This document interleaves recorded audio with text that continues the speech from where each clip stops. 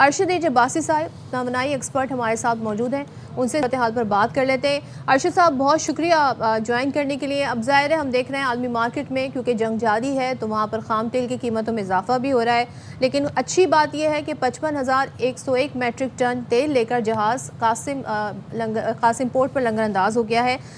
پاکستان کے لیے یہاں پر آپ کیا دیکھ رہے ہیں؟ اس وقت صورتحال کیسی بنی ہوئی ہے اور ہم اچھے سے ہی اس وقت مینج کر رہے ہیں تمام تر معاملات کو؟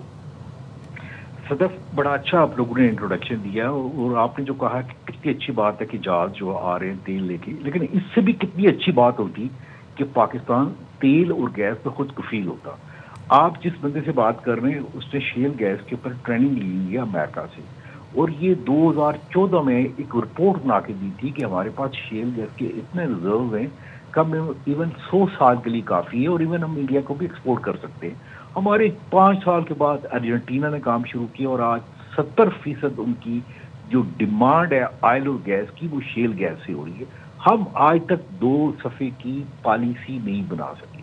دوسری بات دیکھیے، میں شاید 2012 میں ایک فیزیبلٹی بنا کے دی ہے اوگرا کو کہ ہمارے اسٹریٹجک آئل ریزروز ہونے چاہیے 60 ڈیز کی، کیونکہ یہ فیصلہ ہوا تھا وار ڈاکٹرین جو جنرل ضیاء الحق نے 1983 میں بنائی تھی کہ ہمارے پاس کسی صورت میں بھی 45 دن تک ذخیرہ ہونا چاہیے اگر اس طرح کا کوئی شاک آتا ہے۔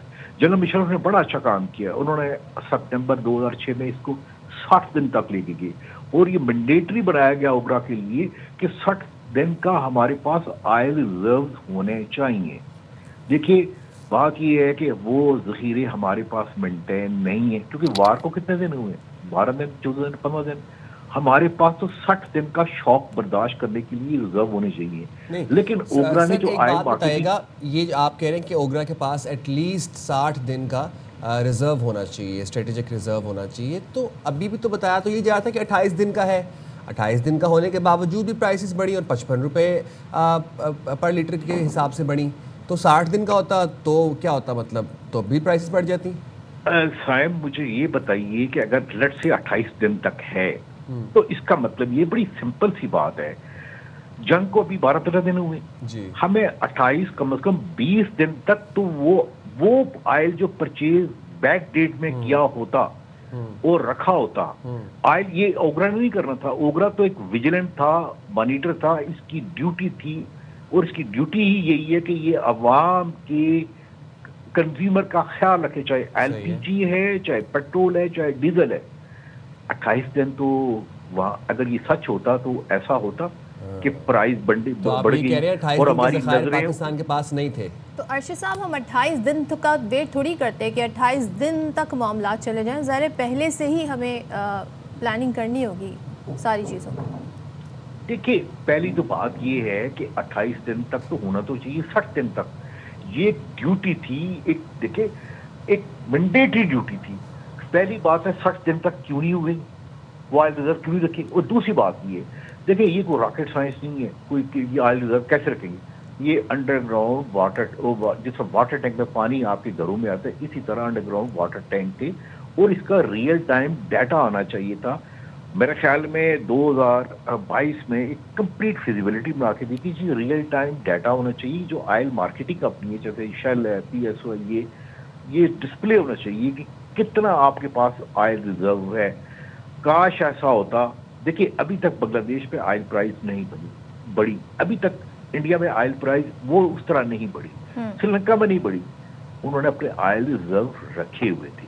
پہلی غلطی سب سے پہلی یہاں پہ ہوئی۔ اور دوسری بات یہ ہے پاکستان میں آپ سب لوگوں کو بتانا چاہتا ہوں کہ ایک سیلف سفیشنسی ہم اس میں ہو سکتے ہیں، آئل میں بھی اور گیس میں بھی۔ یہ میں نہیں کہہ رہا، یہ دنیا کہہ رہی ہے۔ دیکھیں میں جب امریکہ گیا شیل گیس کی ٹریننگ لے کے، انہوں نے کہا یہ آپ تو your sitting in the gold mine, کتنا اچھا ہوتا کہ اس موقع کے اوپر بجائے ہماری نظریں ہوتی کہ شپ کب کراچی میں آئے گا آئل لے کے، وہ لے کے آئے گا، ہم اس میں خود کفیل ہوتے۔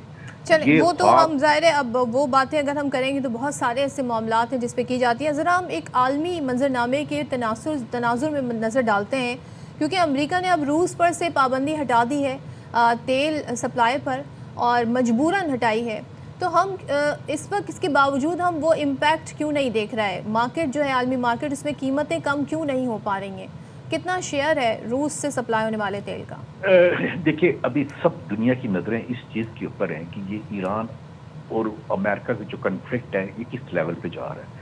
کوئی دنیا کا ایکسپرٹ ابھی تک پریڈکٹ نہیں کر سکتا یہ کتنا عرصے تک چلے گا, کب تک اسٹیٹ آف ہارموز بند رہے گی, چوک رہے گی. اور ابھی جس طرح اسٹیٹمنٹ آئی ہے پرسوں پاسداران ایران کی کہ ہم ایک ڈراپ آف آئل بھی یہاں سے نہیں جانے دیں گے. اب یہ سچویشن اتنی وولیٹائل ہے کہ اس کے اوپر میرے خیال میں جو کہ دیکھیں 20 to 25% یہ تیل اسی ہارموز سے گزرتا ہے. یہ بندہ کوئی پریڈکٹ نہیں کر سکتا. دوسری بات آپ نے رشیا کی ہے, دیکھیں رشیا کے ساتھ میں پہلے بھی ایک ایگریمنٹ کیا تھا, لیکن پتہ چلا کہ ان کا جو کروڈ آئل ہے اس کے لیے ہمیں ریفائنری کو اپ گریڈیشن کرنے کی ضرورت پڑے گی. یہ ایک اور لمبا پروسیس ہے. لیکن ابھی جتنی بھی جو ایفرٹس ہو رہی ہیں کہ جی اسٹریٹجک آئل ریزرو جو دنیا میں رکھے ہوئے تھے ہم اس کو اب باہر نکالتے ہیں, ایون امریکہ کے پاس ہے, کینیڈا کے پاس ہے, کہیں کی یعنی ایون اب 2 ایئرس تک جاتے ہیں, وہ ابھی تک مارکیٹ میں نہیں آئے. یہ اب پیٹرول کی پرائز اور ڈیزل کی پرائز دنیا میں جتنے بھی انرجی ایکسپرٹوں کی نظریں ایک ہی ہوتے ہیں کہ آج آئل کی پرائز کیا ہے اور یہ کہاں تک اوپر جائے گا, یہ دنیا میں کوئی پریڈکٹ نہیں کر سکتا. وینیزویلین آئل جو ہے اس کو اب استعمال کریں گے ڈونلڈ ٹرمپ, جس طرح وہ ان کو وہاں کے پریزیڈنٹ کو لے آئے تھے, پھر سب چیزوں پہ قبضہ بھی کر لیا تھا. یہ تو ہمیں لگا تھا ایک اہتمام ایک اسٹیج سے جایا گیا ہے کہ اب چلو جی ہم شروع ہوتے ہیں, تو وہاں سے بھی کوئی صورتحال نہیں بنی. آپ کی بات تو بڑی صحیح ہے, لیکن وینزویلا کی آئل کے لیے ابھی تو ریفائنری لگے گی اور وہ انڈین جا کے ریفائنری لگا رہے ہیں. وہ ایک لمبا خواب ہے. وہ کہتے ہیں کون جیتا تیری زلف سر ہونے تک. ابھی تک بدقسمتی سے جو ٹرمپ صاحب نے دنیا میں وعدہ کیا تھا کہ آئل پرائز سٹیبل رہے گی, ہم مینج کریں گے, ہم اس کی اسٹیٹ آف ہارموز کی نگرانی کریں گے اور اسکاٹ دیں گے, ابھی تک تو کچھ نہیں ہوا. دیکھیں ہارڈ ریئلٹی ہے جو بالکل جو امریکن میڈیا کہہ رہا ہے کہ امریکن نیوی نے انکار کر دیا کہ سوری ہم یہ اسکاٹ نہیں دے سکتے, ہم یہ کام نہیں کر سکتے. تو دیکھیں بڑی مس کیلکولیشن, میں نہیں کہہ رہا, انٹرنیشنل دیکھیں سی این این جیسے نیو یارک ٹائم کہہ رہا ہے کہ بڑی مس کیلکولیشن ہوئی ہے پینٹاگان سے, اور اس مس کیلکولیشن کا امپیکٹ میرے اور آپ جیسے بندے پاکستان پہ ہو. ارشد صاحب ہم نے کل بھی دیکھی کہ جب امریکہ کی جانب سے ایران میں خرگ آئلینڈ کے اوپر حملہ کیا گیا, اور خرگ آئلینڈ پرشین گلف میں ہے جہاں سے ہم دیکھتے ہیں کہ تقریباً 90% آف ایرانز کروڈ آئل جو ہے وہ وہاں سے ریفائن ہوتا ہے, وہاں پہ سٹور ہوتا ہے, وہاں سے پھر اس کے بعد ایکسپورٹ بھی ہوتا ہے. ایرانین اس چیز کو ڈینائی کر رہے ہیں, لیکن ڈونلڈ ٹرمپ نے یہی کہا کہ اسٹریٹ آف ہارمز اگر نہیں کھولے گا ایران تو پھر ہم ایران کا جو آئل ریفائنری اسٹرکچر ہے, آئل اسٹرکچر جو ہے انفراسٹرکچر, اس کو نشانہ بنائیں گے. اگر فار انسٹنس امریکہ کا ہدف اب یہ ہے کہ ایران کا آئل انفراسٹرکچر کو نشانہ بنانا اور اس کو تباہ کرنا, تو پھر آپشنز کیا ہیں امریکہ کے پاس؟ وینیزویلین آئل یوز کریں گے, وہ تو ٹار ہے, رشین آئل بھی ٹار ہے, ایرانین آئل ہے ایک آپشن, یا پھر امریکہ کا اپنا WTI ہے. تو مطلب واٹ آر دا آپشنز امریکہ کہ اپنا تیل پھر دنیا میں سپلائی کرنا شروع کر دے گا؟ ہاں دیکھیے ایک جو بات ہے, پہلی بات ہے ہم آفیشلی بائر نہیں ہیں ایرانین آئل کی. ایرانین آئل کی جو بائر کون ہے, سب سے بڑا چائنا ہے جی, ہم نہیں ہیں. پہلے کو انڈیا بھی بائر کرتا تھا. ہاں جو ہمارے بارڈر آ رہا ہے وہ بھی کوئی اتنی بڑی کوانٹٹی نہیں ہے, 10 سے 15% ہے. لیکن یہ کیلکولیشن ہونی چاہیے تھی. دیکھیں امریکہ اس ایک باتوں کا آئل کو اسٹیبلائز رکھنے میں سب سے بڑا جو رول ہے وہ امریکہ کا ہے. یہ ان کا اسٹریٹجک ویپن رہا ہے, اب سے نہیں تقریباً 1973 سے رہا ہے. میرے خیال میں دنیا بھر کی پبلک میں, ہم یہاں پہ نہیں, دیکھیں انگلینڈ میں یا آپ کو تو ابھی انڈیا میں جو LPG کی بیس کے اوپر وہاں پہ ہوٹل بند ہونا شروع ہو گئے. وہاں پہ گھروں میں ایک قسم کا آپ کہہ سکتے ہیں اس پاس فیول نہیں ہے. ہمارے پاس خود سب سے بڑا ایک ایشو ہو گیا LPG کا, جو جسے کہتے ہیں فیول آف پورز. ہمارے علاقے میں جیسے مری ہے, یاداد کشمیر ہے, GB ہے, یہاں پہ LPG استعمال کر رہے ہیں.